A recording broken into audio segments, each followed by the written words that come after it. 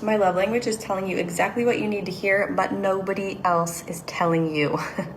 We all have blind spots. These are personality traits, they're behavioral patterns, they're distorted beliefs that are unconscious, meaning that we don't know that they're there. And they're often running how you're being perceived in reality. So meaning you might think, I'm like really loving and positive all the time, when other people are like, that person is a huge jerk.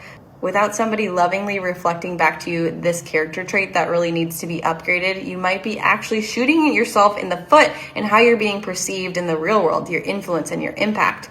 So example, you and I and a group of people are going to a restaurant and you get some spinach in your teeth and you're telling a great story. And because you see everybody looking at you, you're thinking, oh, I'm like on fire. I'm telling a great story. Everyone is paying attention to me. When really, they are distracted by this little green leaf that is stuck between your incisors.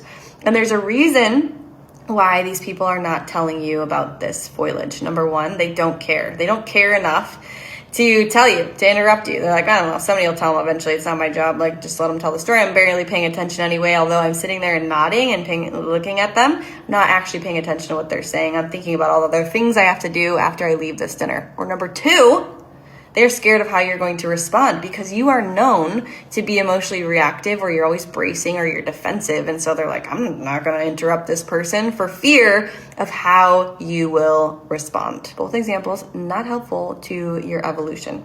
So yes, back to my original statement, the most loving thing I can do, my love language, is being able to tell you exactly how you're showing up, give you the truth of how you're being perceived that no one else is going to tell you. I'm going to give you 3 examples of 3 additional scenarios. You might find yourself in one of these 3 scenarios. They're very common in the work that I do with people. Number 1 is somebody who needs a lot of control.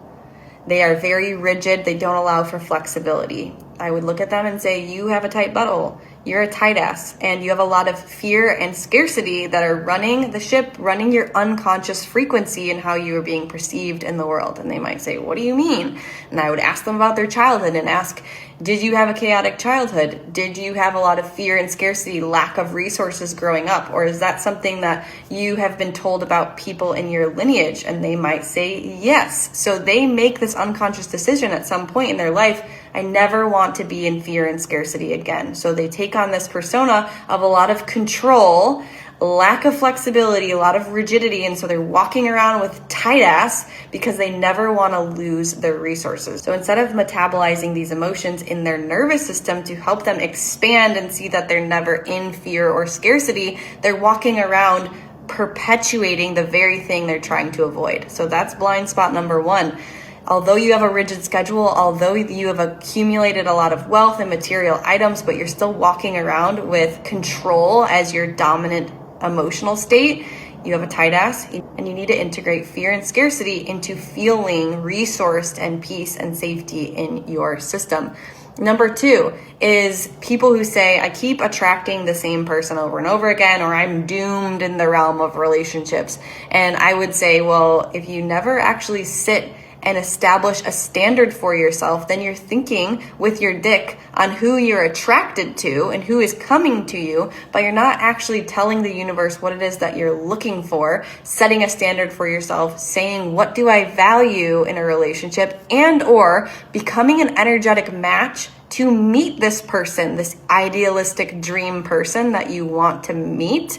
Are you a match for them? Instead of looking all the time at this person is coming into my life and it's all about them, what are you doing to become a match for this person that you want to experience?